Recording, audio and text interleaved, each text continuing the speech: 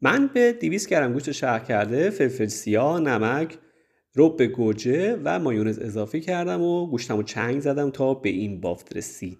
بعد یه بطری برداشتم، سرشو بریدم، گوشتمو کردم داخل بطری و کمی فشار دادم تا هوای بین گوشت گرفته بشه. بعدم یه سفلون کشیدم روی سرشو، گذاشتمش تو فریزر و رفتم به کارم رسیدم و چون فردا میخواستم آمادش بکنم، فردا دوباره برگشتم و خلاصه بطری رو به این صورت جدا کردم از گوشت و تو برشای اینقدی بعدم شروع کردم به سرخ کردن گوشت. شما از هر نونی که بخوای میتونین استفاده کنی، ولی من نون پیتا برداشتم.